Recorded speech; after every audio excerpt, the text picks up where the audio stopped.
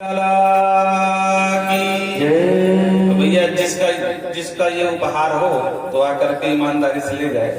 बोलो राधे राधे। हैं? हाँ, तो ऐसा ना करना दोबारा कभी। ये तदपूतना मोक्षम प्रसन्नस्य भक्मद्भुतम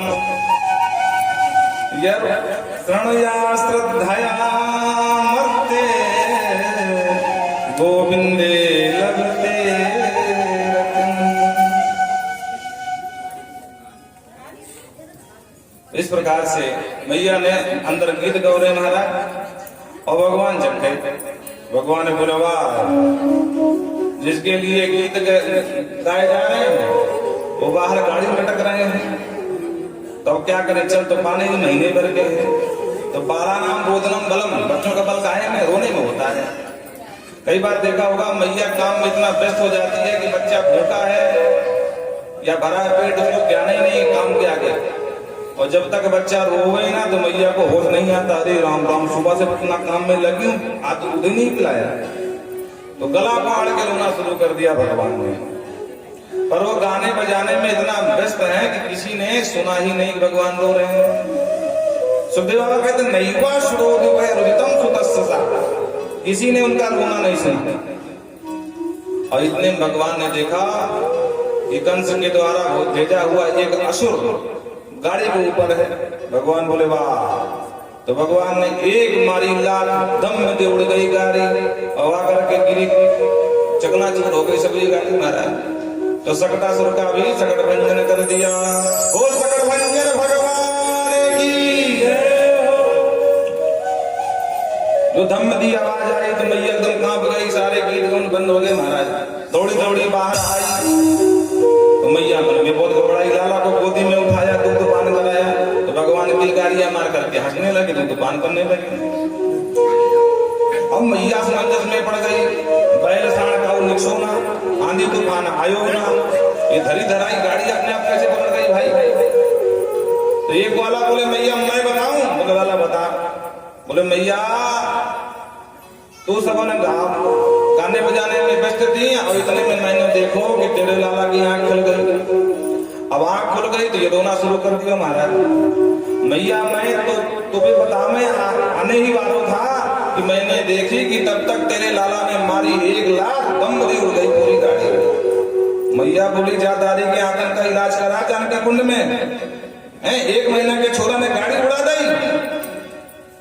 ऐसा कभी हो गए?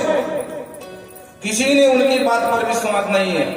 कथम स्वयं सकटम विपर्यात, अपने आप गाड़ी कैसे उड़ जाएगी लात मारने से, ऐसा हो ही ना सके महाराज। भगवाला बोले मैया तेरे सर की समझ खा के कहूं, मैं साची कहूं, आंखन देखी बात बताऊं, मैं झूठ तो बिल्कुल ना बोलूं। मैया बिल्कुल ना माने। मैया बोले जा इलाज करा देना। कहूं ने विश्वास ना किया। मैया अंदर लाई, वाजित्वा सुस्तैनम, पंडित जी बुलाए। महाराज भगवान ने कहूं कि शनि की 7:30 चल रही है, जा छोरा के ऊपर।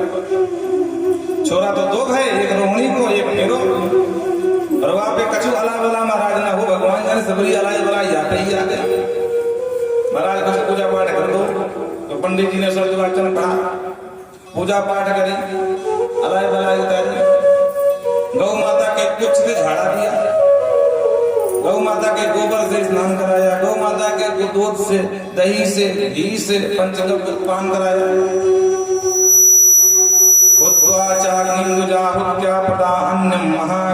सुंदर महाराज हवन कराया गया। और अन्नम बहुगुणम, अन्नदान मैया ने कियो कि मेरे छोरा आया वाला सब चल जाए भैया। बोलो राधे राधे। हाँ, माँ बेचारी बड़ी भोली होती है, इसी की मैया होगा। एक दिन भगवान ने देखा कि तृणावर्त नाम का दैत्य आ गया और मैया दुग्ध पान करा रही थी। भगवान ने विचार किया कि जब तक मैया नीचे न उतारे तो मामा जी मौके ना मिले हमको उठाने में, तो मामा जी ये काम एक आसान कर दूं। बोलो राधे राधे। तो भगवान ने मां से बोले मां, किलकारियां भरते भरते और भगवान ने अपना वजन बढ़ा दिया, और जैसे ही वजन बढ़ाया तो मैया को भूखने लगा अब मैया बैठे बैठे सोचने लगी कि भगवान जाने ये लाला भी हल्को फुल्को इतना वजन कैसे होगा। तो मन में विचार किया मालूम पड़े दूध ज्यादा पी को छोरा है याद है वजन हो। अब बोलो कभी छोरा दूध पीने से वजन हो जाए महाराज। अब मैया तो नहीं बैठेगी गोरी मैया लाला तो नेक से थोड़ा खेल ले थोड़ा नेक हजम हो जाए तो हल्को हो जाए तब खिलाओ। और मैया ने आनंद छोड़ दिया महाराज। इतने मिल गया महाराज मौका तो जो बवंडर बन करके आया था चक्रवात तूफान की तरह तो एक ठंडी में कन्हैया को गोद में उठा लिया और लेकर के आसमान में गया महाराज और पूरे गोकुल के ब्रजमंडल में घूमने लगो। और महाराज भगवान उड़न खटोला में बैठ करके और सबरे जब ने सका है सका मंडली सबका घर देख रहे हैं। ये ललिता का घर है ये बनिता का घर है। हाँ सब गोपियों को घर देख लियो महाराज और खूब आनंदित हो रहे हैं। अब याने झोरा पकड़ करके मथुरा की तरफ भागो और जब मथुरा की तरफ भागा तो भगवान ने वजन बढ़ाया। जब वजन बढ़ाया तो कष्ट हुआ हमारा।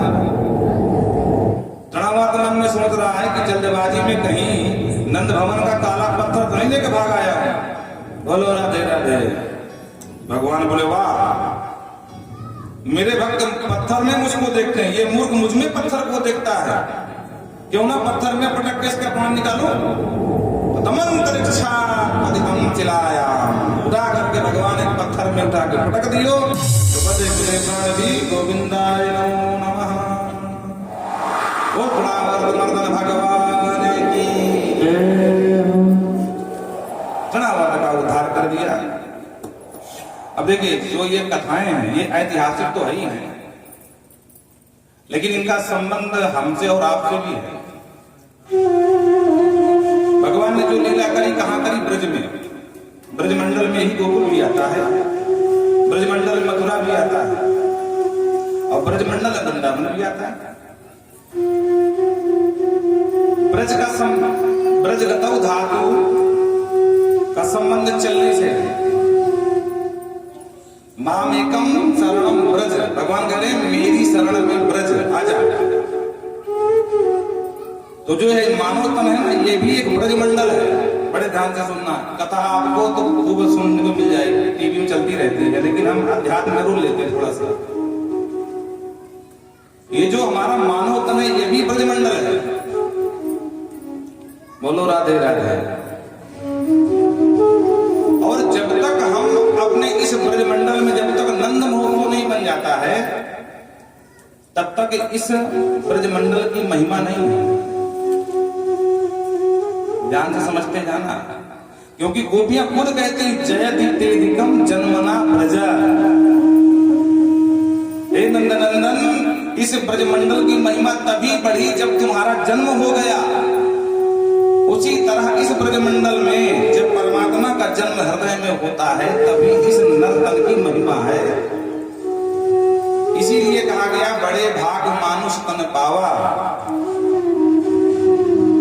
जब तक हमारे हृदय के ब्रजमंडल में नंद मोह नहीं बन जाएगा तब तक इस नर्तन की कोई महिमा नहीं। बोलो राधे राधे। तब तक इस नर्तन की कोई महिमा नहीं है। जैसे अन्य जीव वैसे हम भी हैं।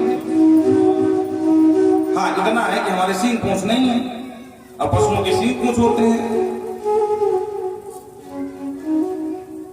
बोलो राधे राधे। जैसे कुछ लोग कहते हैं ना कि हम धर्म को नहीं मानते हैं क्रमशः चलते हैं तो भटक जाएंगे। बोलो राधे राधे। भगवान ने पहले किसको माना किसको मारा है? पूतना को। पूतना क्या है? निश्चरी है और बाद में सब निशाचर है। तृणावर्त हो सकटासुर हो केसी हो जितने भी अगासुर बकासुर ये सब। तो भगवान ने जहां से असुर उत्पन्न हो रहे थे पहले निश्चरी को ही मार दिया। मानो मूल को खत्म कर दिया। जैसे कोई कटीला वृक्ष है और बार बार रास्ते में रोग आता है आप ऊपर से काटते जाओ बार बार हरा हो जाता है बाद में फिर कांटे आ जाते हैं। तो बुद्धिमानी क्या है उसको मूल से उखाड़ दो। और एक बार आपने मूल उखाड़ दिया तो फिर कोई दिक्कत नहीं है। तो भगवान ने सबसे पहले निश्चरी को उखाड़ फेंक दिया। और ध्यान देना, चाहे रामा अवतार हो चाहे कृष्ण अवतार हो, दोनों अवतार में निश्चली का ही। राम जी ने ताड़का को पहले मारा, उसके बाद मालिश स्वभाव का काम तमाम किया। शुरुआत कहां से की? ताड़का से। और कन्हैया ने किसको मारा? पूतना को। ये क्या है? ये अविद्या मूलक है, और अविद्या से ही ये सारे असुर उत्पन्न होते हैं। काम, क्रोध, मद, लोभ, दंभ, पाखंड, ईर्ष्या, ये सब असुर हैं, और यही ब्रजमंडल है। तो भगवान ने सबसे पहले पूतना को मार करके मूल ही उखाड़ दिया, और एक बार मूल उखड़ गई तो फिर चिंता की बात नहीं है, क्योंकि तो मूल लगी है तो ऊपर से कितना सफाई करो तुम। लेकिन समय आने पर, समय पाने पर, वातावरण मिलने पर वो पुनः असुर उत्पन्न होने का शक रहता है। आप यहाँ कथा सुन रहे हो, खूब भक्ति में सराबोर हो, हैं? और उसके बाद नए वातावरण में पहुंच जाओ, हनी सिंह के गाने सुनने लगो महाराज। आजकल बड़ा पॉपुलर लड़का है, तो फिर वही काम वासना, क्योंकि उसके तो गीत ऐसे होते महाराज। तो सारी भक्ति एक तरफ और हनी सिंह के गाने एक तरफ। मतलब क्या हुआ? मतलब मूल बची थी, इसलिए वो पुनः आपका वृक्ष काम, क्रोध, मद, लोभ का फिर से जागृत हो गया। समझ में आ रहा है कि नहीं आ रहा? गंभीर विषय है, ऊपर नहीं बात जा रही थी, बता देना। बोलो राधे राधे। तो भगवान ने सबसे पहले मूल रूप से जो अविद्या है, अविद्या का नाश कर दिया, और अविद्या से ही ये सारे असुर उत्पन्न होते हैं हमारे अंदर। उसके बाद भगवान ने क्या किया? सप्तासुर का नाश किया। और सकट का संबंध किससे? बैल से। और बैल क्या है? बैल धर्म का स्वरूप होता है। गाड़ी में 2 बैल लगते हैं, और धर्म भी 2 प्रकार के हैं। हमने इसकी चर्चा पहले में कर चुके हैं, एक धर्म और एक परम धर्म, एक लौकिक धर्म, एक पारलौकिक धर्म। लौकिक धर्म से शुरुआत होती है और पारलौकिक धर्म से उसका अंत हो जाता है। लेकिन जो लोग कहते हैं हम परलोक को मानते ही नहीं है, तो हम पारलौकिक धर्म क्यों माने? कुछ ऐसे भी होते हैं, कहते हैं ना हम परलोक को मानते हैं, हम लोक को मानते हैं, हम धर्म निरपेक्ष हैं, हम धर्म को क्यों माने? धर्म हमको खिला देता है क्या? हम धर्म को नहीं मानते, क्या करोगे तुम बताओ? ऐसे भी लोग होते हैं समाज में। धर्म की चिड़िया का नाम हमको पता ही नहीं है।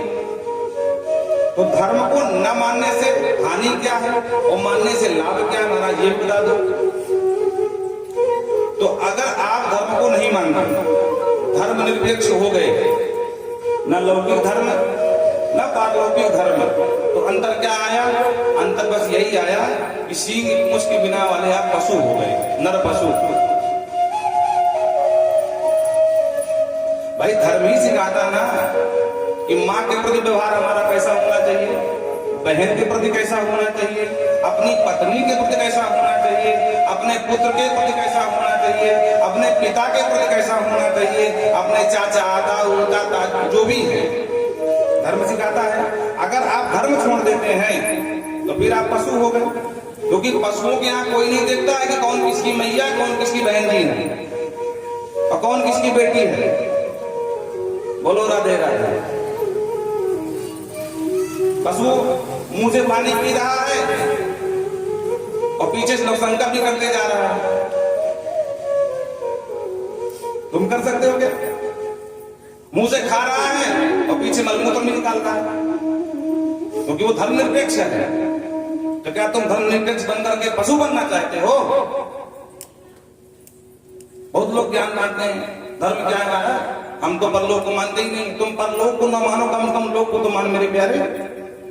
अगर तुम लौकिक धर्म को भी नहीं मानता है तो तुझ में और पशु में कोई अंतर नहीं है। आहार निद्रा भय मंचा समत्तवेने पशु भी समाना। बस इतना अंतर है कि उसके सींग पूंछ है, ब्रह्मा जी का भूल हो गई और सींग पूंछ नहीं लगा कहते हैं, बाकी तो ही पशु है। त्यक्त लज्जा नष्टा आचार चर्याचरंती। बहुत लोग क्या कहते हैं, हम धर्म को नहीं मानते। तो जिस दिन तुमने धर्म छोड़ दिया उस दिन तुम मानव कहलाने के लायक ही नहीं, क्योंकि मानव में धर्म ही मनुष्यता का प्रवेश कराता है।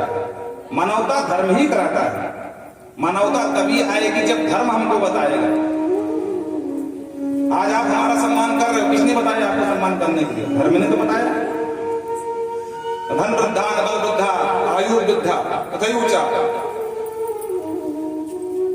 ते सर्वे की। सबसे वृद्ध वो होता है ब्राह्मण जो विद्वान होता है।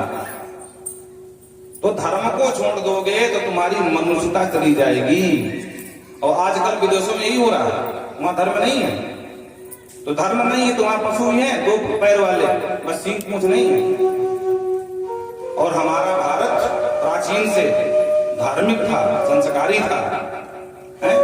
प्रातः काल उठ गए रघुनाथा, माता पिता गुरु नाम माथा। कहां सीखा आपने? किसने सिखाया? राम विग्रह वांस धर्म। भगवान राम चलते फिरते धर्म क्या विग्रह है? धर्म का पूरा विग्रह है भगवान का। भगवान राम ने जो किया है आंख मूंछ के कर लो, कोई दिक्कत नहीं है। कोई अवतार बोलकर सिखाता है, कोई अवतार करके बताता है। कन्हैया ने जो गीता में कहा वो करो, और राम जी ने जो किया वो करो, कोई दिक्कत नहीं है। धर्मेण हनते व्याधि धर्मेण हनते ग्रहा धर्मेण हनते शत्रु यतो धर्म ततो जया। जहां धर्म है वही विजय।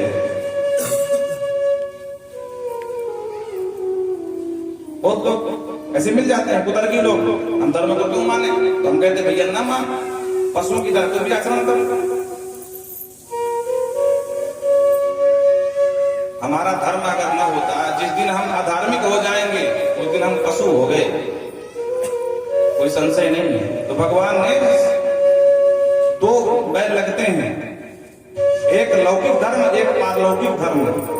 अच्छा, भगवान शिव धर्म पर आरूढ़ होते हैं, धर्म माने वृषभ, और भगवान शिव की जो ध्वज है उसमें धर्म का चिन्ह है, वृषभ का।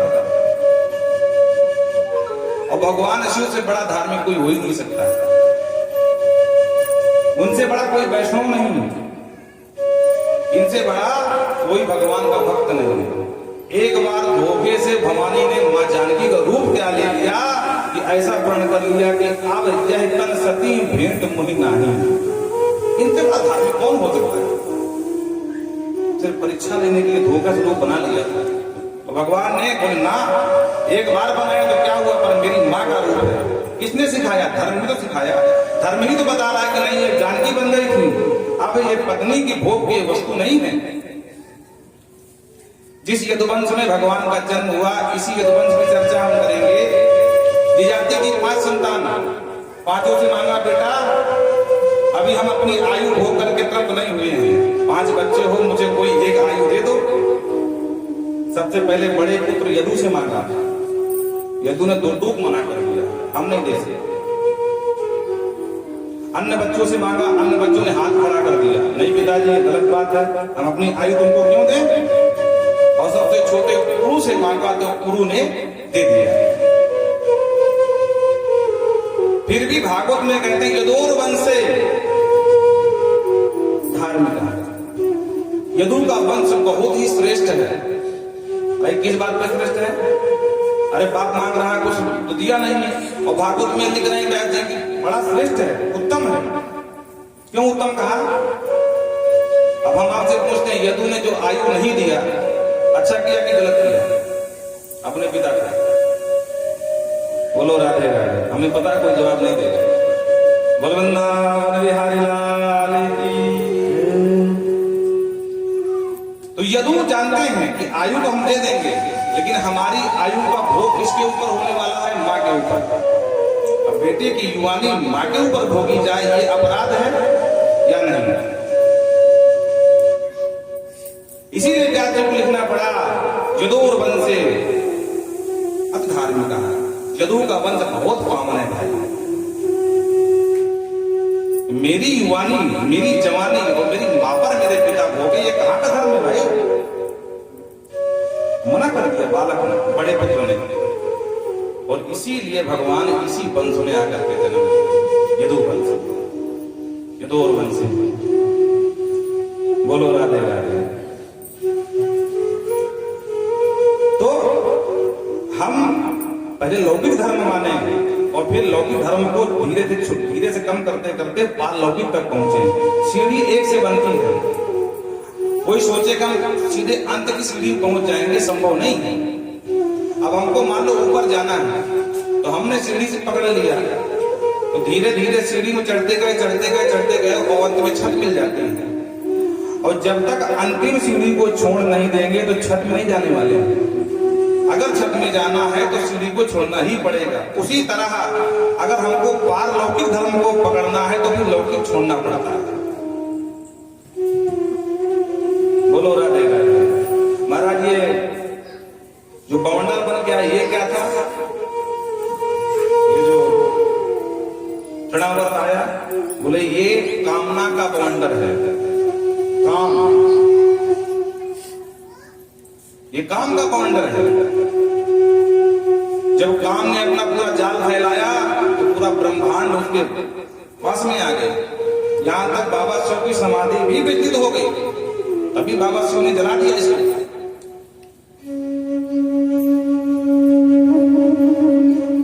सबके मन मनसिज हरे, बाबा लिखते हैं, धरे न काहू धीर और सबके मन मनसिज हरे, ते उबरे तिहि काल मह जहि राखे रघुवीर। बोलो राधे राधे। जिस समय काम ने अपना प्रकोप दिखाया, देखो मेरा जलवा, तो क्या योगी, क्या मुनि, क्या ज्ञानी, क्या ध्यानी, अरे यहां तक बाबा शिव भी नहीं अछूते रह पाए। तो किसी ने पूछा कोई नहीं बचा, कोई धैर्यवान वहां था ही नहीं धर्मात्मा? नहीं, ते उभरे ते काल मह जिन राखा रघुवीर। अगर काम से बचना है तो भगवान ही बचाएंगे। भगवान, अगर आपको भगवान ही बचा सकते हैं। तो ये काम का बवंडर है। आपने देखा होगा जब काम वासना सताती है ना तो बड़े बड़े ज्ञानी ध्यानी। अच्छा एक बात और, जब ये तूफान बन के आया तो 2 मुहूर्त के लिए पूरा अंधकार छा गया। तूफान जब आता ना तो धूल से पूरा तम रजह तमह सब आवृत कर लेता है, देखने की हिम्मत नहीं पड़ती। तो जब काम का बवंडर आता है ना, काम सताता है ना, तो बड़े बड़े ज्ञानी ध्यानी, बड़े बड़े पंडित ज्ञान की आंखें बंद हो जाती हैं क्योंकि धूल चली जाएगी और वो भी च्युत हो जाते हैं, अपनी सत्ता से नीचे गिर जाते हैं। और अगर कोई च्युत नहीं होता तो वो हमारे अच्युत सरकार है। इनका नाम है अच्युत। जो कभी च्युत न हो उसका नाम अच्युत। जो काम को ही उद ऊर्ध्वम पादो यस्य, उल्टा लटका दिया गोपियों के रस में। इसलिए इनका एक नाम योगीराज, ये योगियों के योगी हैं। तो ये जो जितनी लीलाएं भगवान ने किया है इनका आध्यात्मिक अर्थ भी है। आजकल हम भौतिकवाद में भाग रहे हैं, क्यों नहीं? सही बात है। हम धर्म को नहीं मानते, ना मानो भैया पशु बन जाओ। कौन कहता है? जो पशु करते भाई तुम भी करो। हम मान लेते धर्म को नहीं मानते। जो कहता हम धर्म को नहीं मानते तो जो पशु करे वो करके बताओ, तब हम मानेंगे तुम धर्म को नहीं मानते। बोलो राधे राधे। भाई मानव धर्म जो है उसको तुम छोड़ दो। हाथ से खाना शुरू करो, पीछे से मलमूत्र निकालना शुरू करो, मुंह से पीना शुरू करो। भाई उनके यहाँ तो यही होता, वहां धर्म है ही नहीं। धर्म निरपेक्ष है पूरा उनका परिकर। तब हम मान लेंगे तुम भाई धर्म को नहीं मानते। और बहुत लोग हैं निरपेक्ष बन करके इतना ज्यादा समाज में गंदगी फैला दी है, पूछो मत। तो हमको धर्म की अत्यंत आवश्यकता है, थोड़ी बहुत नहीं, अत्यंत। जिस दिन धर्म छोड़ देंगे उस दिन हम पशु हो जाएंगे। बोल भक्त वत्सल भगवान। आइए छोटा सा भजन फिर आगे बढ़ेंगे। कौन सा भजन था आप लोग? हाँ नहीं,